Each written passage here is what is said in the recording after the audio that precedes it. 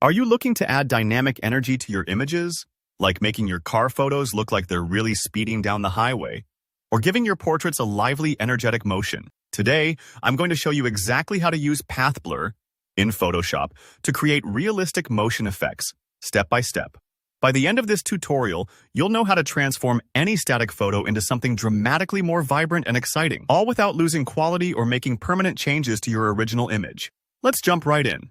First things first. Go ahead and open up your photo in Photoshop.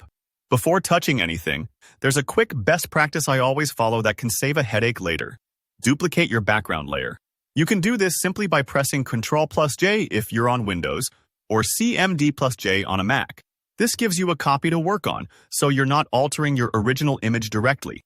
It's a bit like making a photocopy before you start drawing on a sheet of paper. It just gives you the freedom to experiment, knowing you can always step back. Next, we want to set up for a non-destructive workflow, which means any editing will be flexible and reversible. Select your duplicated layer and right-click it.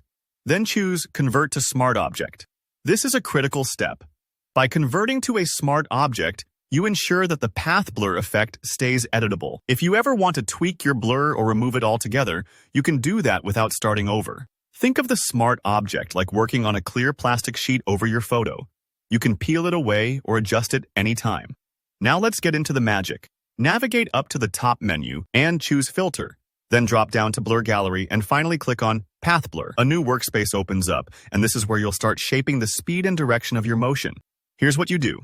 Click and drag directly onto your image, following the direction you want the blur to move. As you drag, an arrow pops up.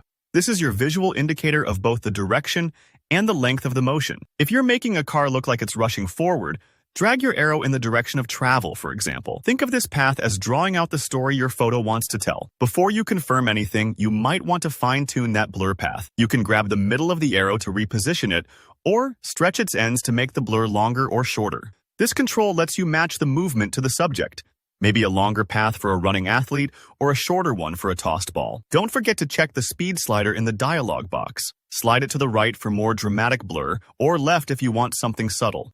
A little play here goes a long way. The right amount of speed can really sell that sense of motion.